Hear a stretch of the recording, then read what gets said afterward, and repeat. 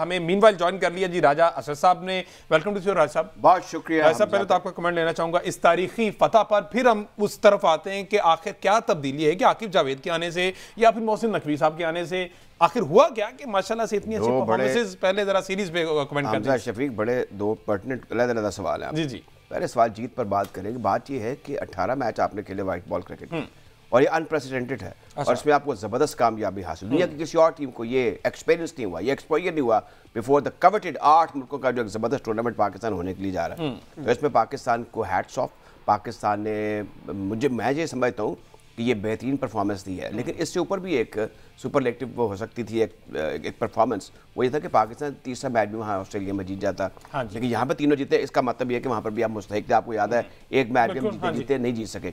तो इसमें जिम्बाब्वे में पाकिस्तान का टूर बड़ा कामयाब रहा। तो ये जो फॉरेन एक्सपोजर है, जो वहाँ की जीत है, और फिर ये जो नई सदी शुरू हुई है, इसमें एक साउथ अफ्रीका के पॉइंट ऑफ व्यू से वैसे भी हमारी पहली नॉन वाइट टीम थी हमजा, जिसने साउथ अफ्रीका को 97 में टेस्ट मैच में हराया था। नॉन वाइट, पहली नॉन वाइट। तो हमारे बड़े प्रिविलेजेस हैं, हम मनाते नहीं हैं। आप जरा हर वक्त टीम को उनके बखिए उधेड़ते रहते हैं। तो बखिया आपने उसका उधेड़ा अभी Abdullah Shafiq, nothing wrong with him, और कोई लॉबी नहीं है, कोई वो किसी के फेवरेट नहीं है। बस ये जो देखें ना, जीती हुई टीम के साथ जब आप परफॉर्म नहीं करें, दैट मीन्स समथिंग आपके साथ कोई इमोशनल इशू हैं, कोई साइकोलॉजिकल इश्यूज हैं जो कि फॉर्म से मुतल्लिक होते हैं। गेंद बल्ले पर नहीं आ रहा, इन पर थोड़ा सा काम होगा, कोई सिर को ऊपर नीचे लेके जाना पड़ेगा। अच्छा एक मिनट, काम होगा ना, आपने कहा काम होगा, तो इस पे जरा क्या शाहिद असलम साहब काम करेंगे बीइंग बॉलर? शाहिद असलम की बड़ी अच्छी रेपुटेशन है। अच्छा। हाँ, जो मैं देखे उनको हम जानते हैं, हमारे साथ माइक भी शेयर करते हैं। तो उनको कोई बुरा नहीं कहता। As a batting coach he is very favourite, और वो कुछ ना कुछ कर पाएंगे। और देखिए जितने अरसे से ठीक है। अच्छा सलमान भट्ट साहब, हमें थोड़ा सा वक्त उन्होंने निकाल लिया है, बहरहाल हमारे साथ मौजूद है। अस्सलाम वालेकुम भट्ट साहब। जी वालेकुम अस्सलाम हमजा। सलमान भाई, ये जो सीरीज हम अपने नाम की है 3-0, एक तारीखी फतह जो कोई ना कर सका। 10 दफा ऑस्ट्रेलिया गया, 7 दफा इंडिया गया, वो ना कर सके। पाकिस्तान क्रिकेट टीम ने कर दिखाया और टीम यूनिटी दिखाई दी। आप क्या कमेंट करेंगे इस पे? देखिए, पाकिस्तान ने बड़ी टॉप नॉच क्रिकेट खेली है और बड़ी तारीखी फतह हासिल की है, इसमें कोई शक नहीं है। लेकिन इसमें जो सबसे अच्छी बात है कि आपकी बैटिंग जिस तरह खेल रही है, जिस तरह क्लिक कर रही है, बिकॉज आपकी जो रिसेंट पास्ट के अंदर जो नाकामियां रही हैं, उसमें आपकी बैटिंग जो है वो इतना स्टेबल नहीं रही जितने आपको अब नजर आ रही है। ओपनिंग में रन बन रहे हैं, बीच में बाबर और रिजवान प्लेटफॉर्म सेट करते हैं, वो वाले ओवर्स में वो कंस्ट्रक्ट करते हैं प्लेटफॉर्म को, फिर नीचे वाले आके उसका फायदा उठाते हैं। तो एक बड़ा सिंक्रोनाइज्ड वे है ऑफ बैटिंग। और जो वनडे की बैटिंग है ये T20 से मुख्तलिफ है, और यही फर्क आपको दोनों इनिंग्स में नजर आता है कि साउथ अफ्रीका क्यों नहीं रन कर पा रहा और पाकिस्तान क्यों कर पा रहा है। क्योंकि आपको इस इनिंग को बैलेंस करना पड़ता है। 50 ओवर में आपको कहीं ना कहीं थोड़ा सा ग्राफ्ट करना पड़ता है, थोड़ा सा पेशेंस के साथ खेलना पड़ता है। जब आप एक ही टेम्पो से खेलने की कोशिश करते हैं तो वनडे के जो 50 ओवर है वो बहुत लंबे हैं, उसमें एक टेम्पो मेंटेन करने में अक्सर टीमें अपनी विकेटें गंवा बैठती हैं और फिर उनके रन उतने नहीं बनते जितने बनने चाहिए। ठीक है जी। अच्छा भट्ट साहब, मैच तो हम जीत गए। हमजा को आज भी ये एतराज है कि अब्दुल्ला शफीक फिर डक पर आउट हो गए, उनके बारे में क्या कहेंगे?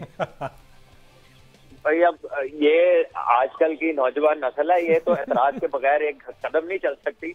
जो शुक्र करे इनको अब्दुल्ला पे एतराज है, वरना आप पे और हमारे ऊपर भी हो सकता है। भट्ट साहब, इन्हें पहले ये एतराज था कि इरफान खान न्याजी टीम में क्यों है, अभी नहीं एतराज है कि अब्दुल्ला शफीक टीम में क्यों है। तो फखर जमान आज आपके सामने उन्हें फिर दोबारा स्कोर कर दिया है, तो क्या ये नेचर की कॉल है कि फखर जमान को टीम में वापस लाएं? देखिए, बिल्कुल फखर तो कोई कंपैरिजन ही नहीं है उसका अब्दुल्ला के साथ। फखर तो वॉक इन करते हैं टीम में, और उनकी वजह उनकी गेम का इशू नहीं था। वो हम सबको मालूम है कि जो इशू था वो तो अब रिजॉल्व हो चुका। और आई थिंक अब्दुल्ला बुरे प्लेयर नहीं है, अच्छे प्लेयर है, लेकिन एक बैड रन ऑफ फॉर्म है, और वो वक्त आने पे वो ठीक हो जाएगा। थोड़ा बहुत जो चीजों पे काम करने वाला है वो कर लेंगे। I think it is more mental than technical, अगर आप उसको देखें, क्योंकि ये इसी टेक्निक के साथ पहले रन करता रहा है। और अगर आप इन बॉलों को देखें जो उसको हुई है, तो बॉल भी अच्छे हुए हैं। ऐसा नहीं है कि उसने कोई बड़े एक्सट्रावेगेंट शॉट लगाए और वो आउट हो गया।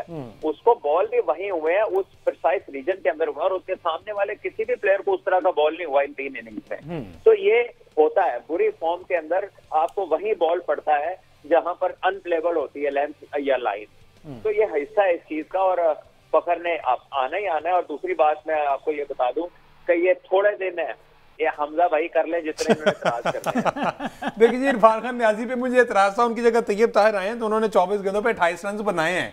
तो इरफान अच्छे प्लेयर है माशाल्लाह। अच्छा, इरफान खान न्याजी अपनी इस परफॉर्मेंस की बुनियाद पर टीम में आए थे कि चैंपियंस कप वनडे में उनकी जो बैटिंग एवरेज थी वो 51 की थी। 4 इनिंग में 155 रन उन्होंने स्कोर किए थे 51 की बैटिंग एवरेज से, तो परफॉर्म तो वो भी कर रहे हैं। अच्छा बहरहाल एक बड़ा इंपॉर्टेंट क्वेश्चन बट साहब, हम माशाल्लाह सीरीज जीते हैं 3-0 से सीरीज जीते हैं, लेकिन इस जीत की खुशी एक लॉबी है उसको अभी भी नहीं हो रही। वो कह रहे हैं कि जनाब रिजवान और बाबर जो है वो बड़ा स्लो खेलते हैं, अगर इन केस नीचे सलमान आगा, कामरान गुलाम और एक आधा और ना चला जो बाद में इनिंग्स बिल्ड करते हैं, इतना उन दोनों के स्लो खेलने के बाद, तो जिस दिन वो ना चले तो फिर तो हमारा टोटल जो है वो 230-40 तक ही रहेगा अगर वो तेज ना बाद में खेले। तो इसका भी मलबा ना वो उस पर रिजवान और बाबर पर डाल रहे हैं, इस पर क्या कहेंगे?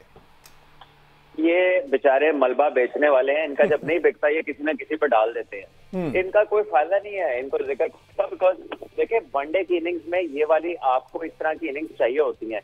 1 से 2 प्लेयर इस तरह खेलते हैं तभी आप 50 ओवर भी खेलते हैं और फिर आपने बड़ा टोटल। साउथ अफ्रीका और पाकिस्तान की इनिंग्स में क्या फर्क है? उनके सारे प्लेयर एक टेम्पो से खेलने की कोशिश करते हैं और अपनी विकेटें जल्दी गवा बैठते हैं, वक्त से पहले आउट हो जाते हैं।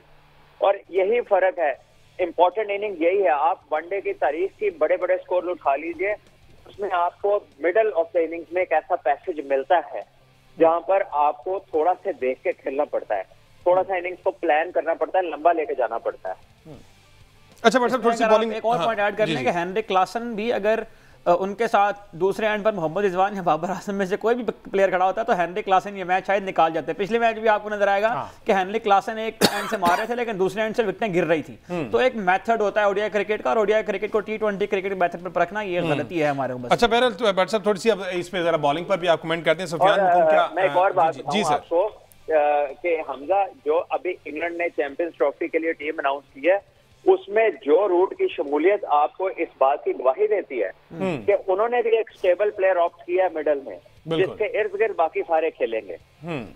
तो ये बड़ा जरूरी है टीम बिल्ड और एक इनिंग बिल्ड करने के लिए बड़ा जरूरी है। अच्छा बट साहब बॉलिंग पे थोड़ी सी बात करें। सुफियान मुकीम 8 ओवर 52 रन और डेब्यू किया उन्होंने, माशाल्लाह से 4 खिलाड़ी आउट किए और तमाम खिलाड़ी जो है वो अपनी एफर्ट जो है वो पुट कर रहे हैं टीम के जीतने में।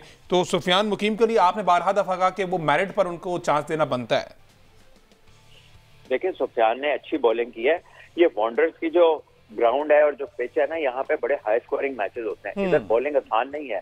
आप देखिए कल शाहीन को भी 70 रन हुए 7 ओवर्स में, ऐसे ही है। नसीम को भी 60 हुए, पूरा कोटा उनका भी नहीं हुआ था और अभी उनकी बैटिंग का कोलैप्स हुआ है। और आखिर में जब टेल एंडर्स खेल रहे थे बॉश के साथ तब भी रन बनते जा रहे थे, रन रुक नहीं रहे थे, वो विकेटें गिरी हैं। तो ये एक मुश्किल जगह है और मेरा ख्याल है कि यहाँ पर सुफियान ने बहुत अच्छी बॉलिंग की है।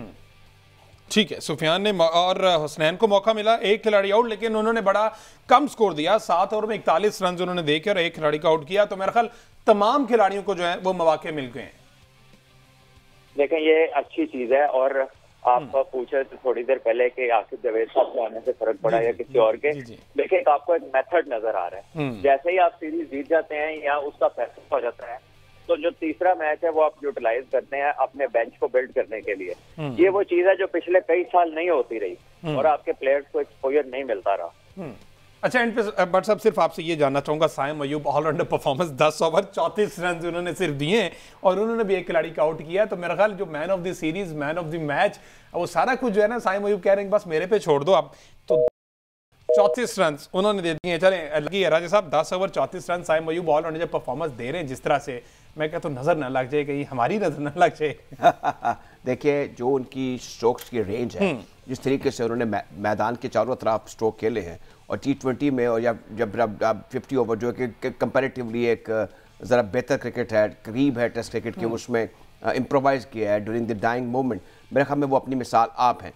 अब उन्हें आगे बड़ा सफर तय करना है। पाकिस्तान की बैटिंग वल्नरेबल है और इसमें अगर एट द टॉप आपको अगर लिमिटेड ओवर में एक अच्छा स्टार्ट मिल जाए जो कि साइम अयूब दे रहे हैं तो मेरे ख्याल पर आपकी वल्नरेबल है। तो पाकिस्तान की जो रिसेंट ब्रिलियंट सक्सेस है उसमें साइम अयूब का बड़ा अहम किरदार है। अभी आपने जिक्र किया सुफियान का। सुफियान देखिए lady luck is very important, लेकिन वो इस क्रिटिकल जंक्शन पे उन्होंने आके आउट किए 4 जब अफरा तफरी थी।